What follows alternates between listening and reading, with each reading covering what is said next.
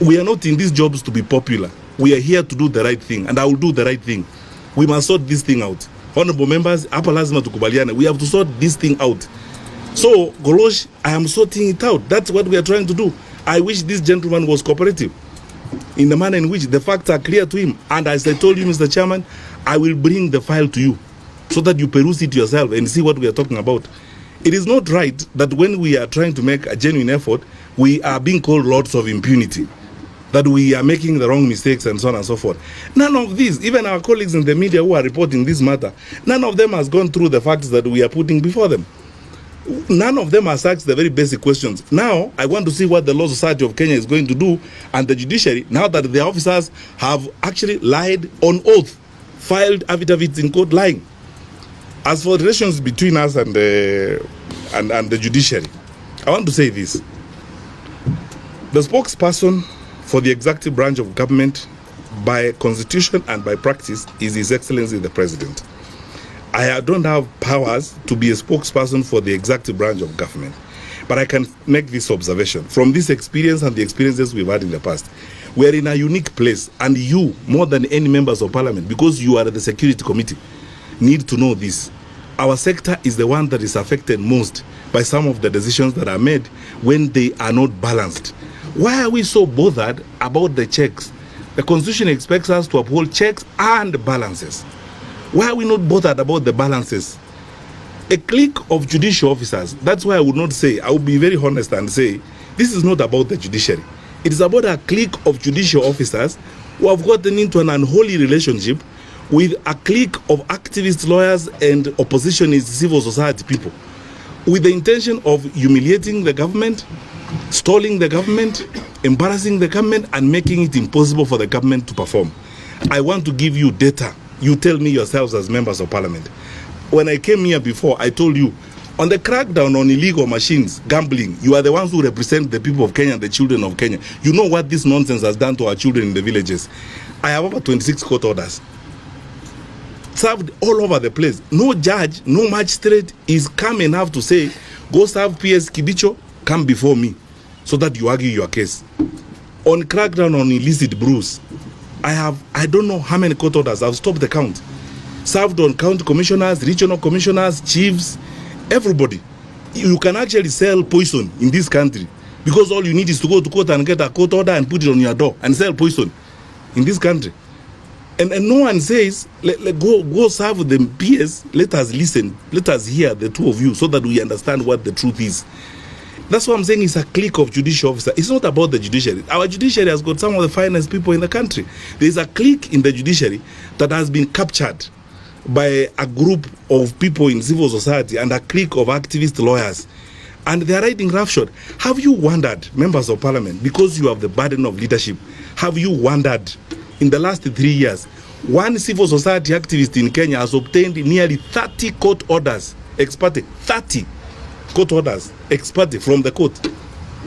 He walks in, he gets an order, comes out. He walks in, he gets an order, comes out. In fact, he could even walk in today and say he wants an order so that all cabinet secretaries commit suicide. You'll get the order. He walks in, gets an order, comes out. What does that say about our judicial system? Last Wednesday, the whole day,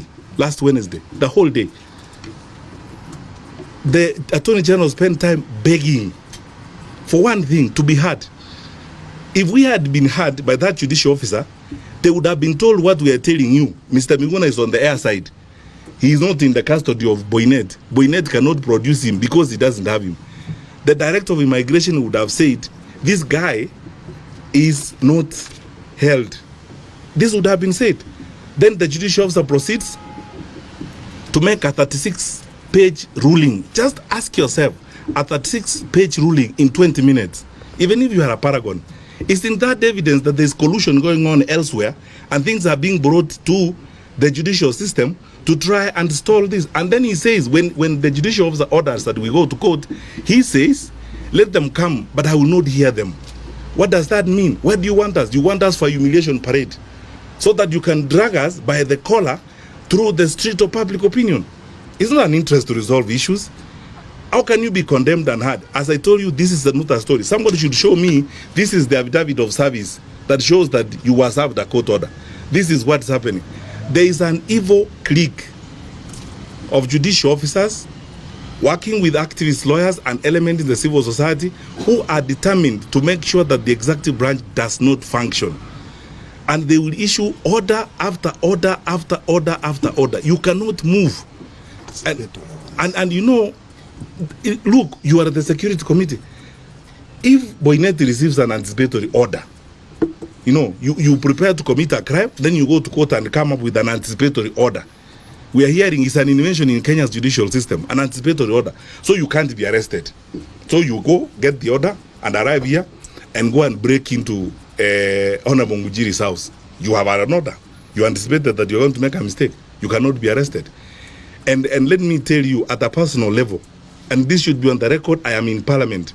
I witnessed this when I was in the Ministry of Education. Until Justice Mumbi Ngugi saved us in the education sector, we had about 30-something court orders served left, right, and center. You can't have a school board, you can't have what? On the basis of a letter, honorable members, a letter, a piece of paper that was signed by the late Mutula Kilonzo, given to an individual who purported to represent all parents. And he walked around the country collecting money. He has orders in Machakos, orders in Kakamega, orders wherever, Garissa, nothing moves. So, I don't know what you can do, and I can't prescribe, because you are as much government as we are. We are equal, we are at bar. So I can't direct you, I can't command Parliament, I can't do anything. All I can do as a member of the executive branch is present the reality and inform you as it is.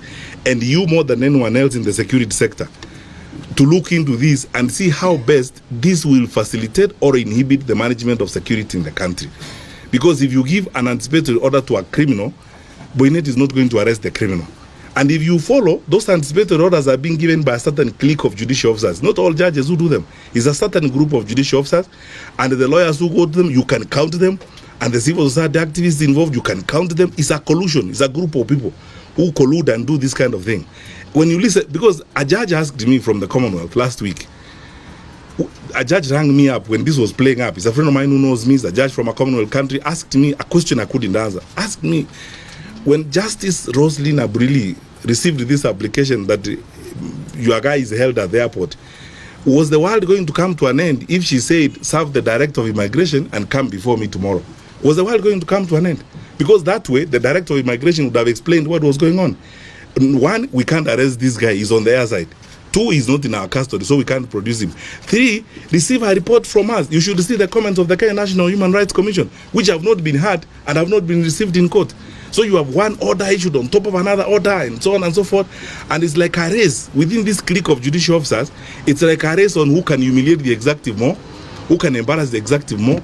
The more you can injunct the executive, the more you can stall the executive, the higher the officials you can embarrass, the more heroic you become. That's all I can say on that point. And lastly, the point is this, honorable members. I'm not able to comment on what Honorable Tuchu said because I didn't see the full program. So I didn't understand the full context in which he said what he said. So it would be unfair, and again it's the principle of collective responsibility, to comment on a reported matter. I would need to see the whole thing so that I'm able to respond to that issue. And then lastly, the issue of going public. You know, we can't go public on everything we do every day. We try to work as diligently as we can and hope that other people will also not only do their work, but will also be honest enough in the manner in which they conduct themselves. Tell me one thing, honorable members as leaders, why wouldn't you want to hear the government? Why on earth wouldn't you want to hear the government on a weighty matter like this? You make final orders, and when the Attorney General comes before you, you say you don't want to hear the Attorney General. When the Attorney General begs and says the Minister and the Inspector General are at the GSU parade, you say the GSU parade is not that important.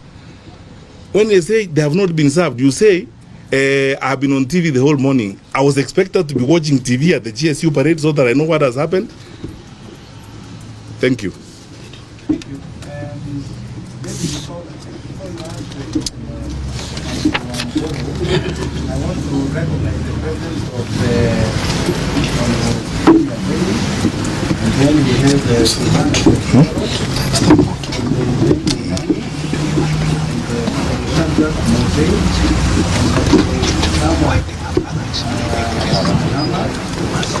This is okay. You see now, I'm done. But I think we have We made the point. Yeah, that's it.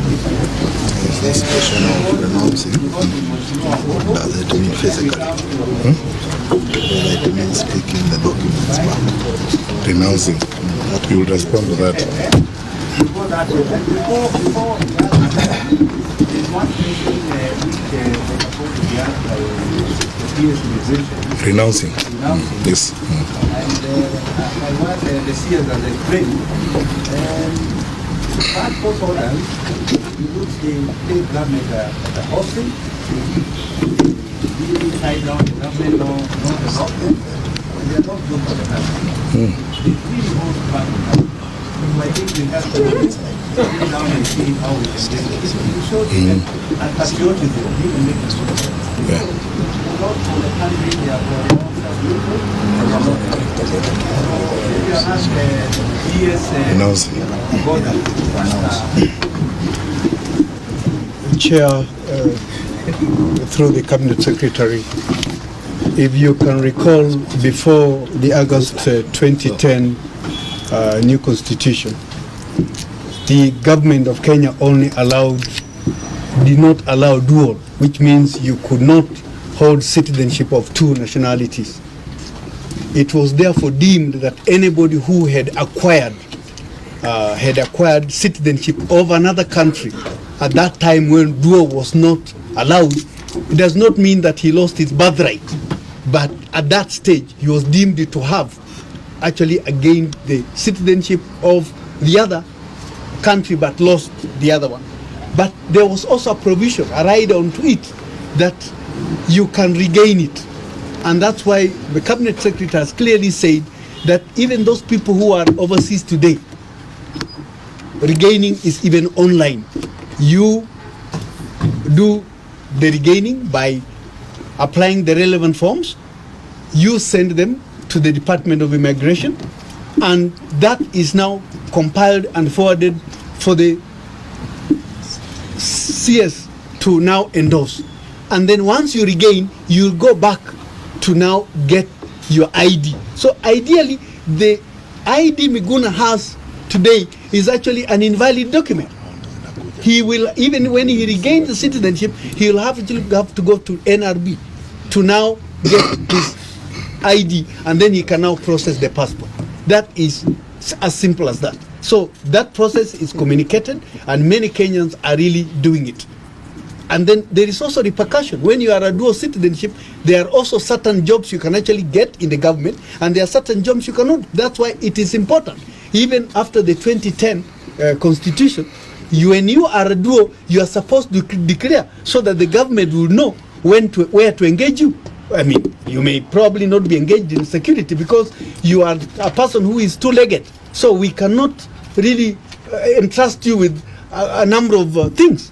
So there is also a rider to that when you become a dual citizen. So I think that is the only way I can explain it, Chair. Yeah, thank you very much. The way I'm landing conclusion is that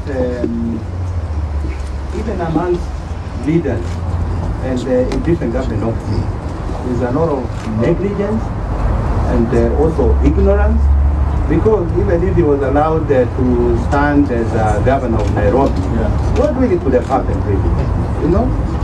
There's a lot of negligence. Yeah? Issue documents which are not supposed to be issued. Yes. Allowing people to be doing things which are not